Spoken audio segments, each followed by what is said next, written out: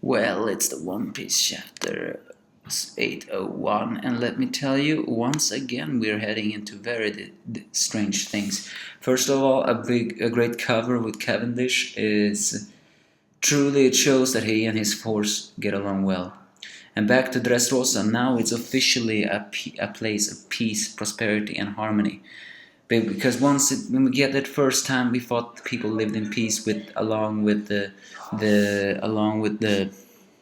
toys over there, but now they live in peace with the dwarves. Yeah, the dwarves have revealed themselves, or more likely King Ruku revealed them, and the people did not get mad.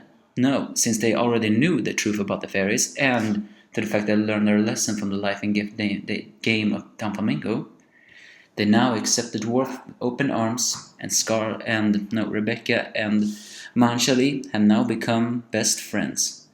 Although I cannot agree with Rebecca's clothes. I mean, what the hell is that? Are you still gonna wear the clothes you wore as a gladiator?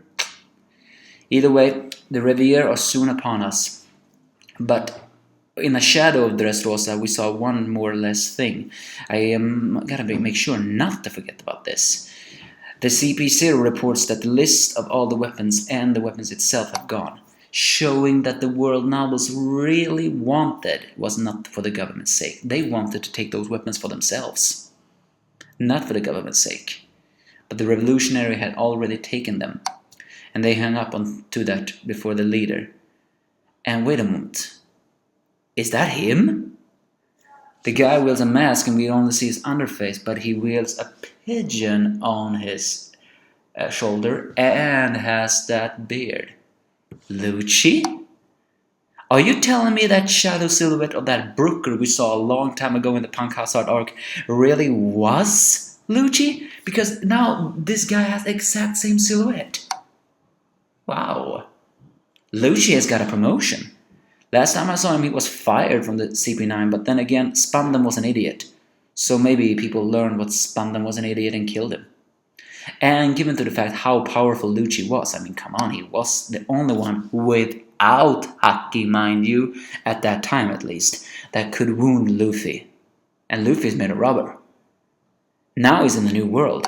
He obviously have enhanced his Rankaku, and he's most likely knows haki too. Come on, you must if you want to survive in the new world.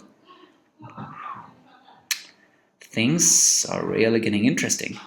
Oh, and let's not forget the fact that Donflamingo does a big rant as he talks to Tsuru about proclaiming that since he was the one who pulled in all the pirates together, now that is gonna go on, and that the world government is naive in thinking that nothing will happen because now it begins the throne wars. Free so many thousands pirates, one throne, and that is gonna throw the world into chaos.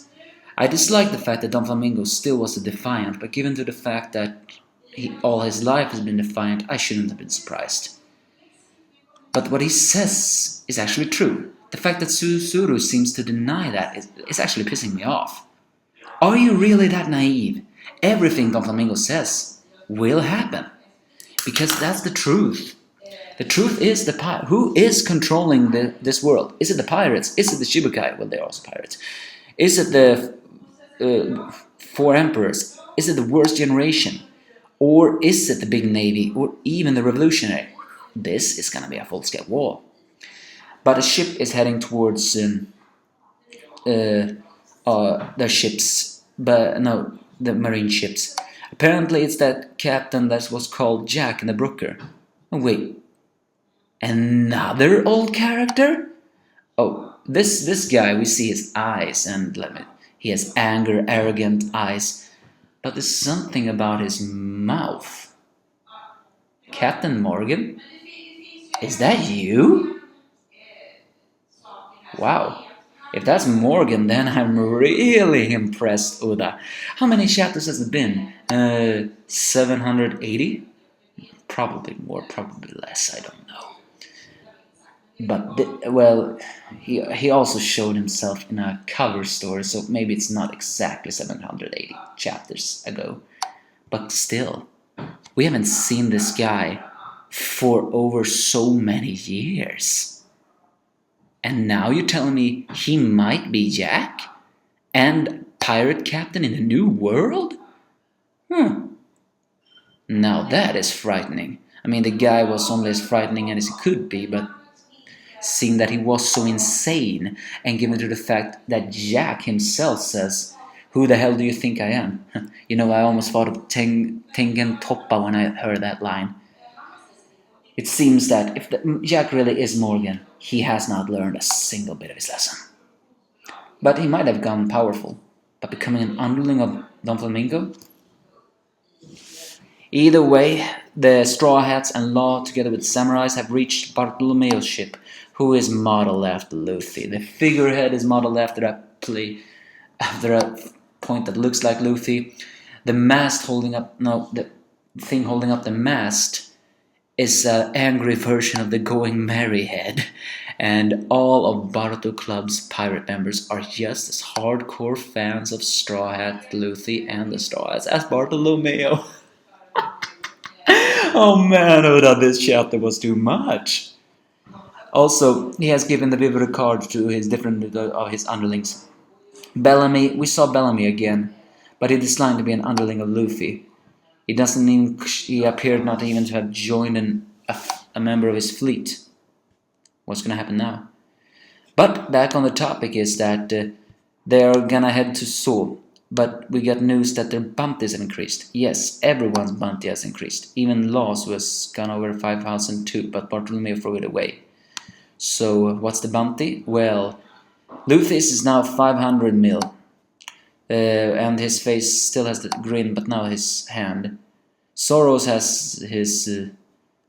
it appears almost that every single picture is modeled after the one we saw in Fisherman arc.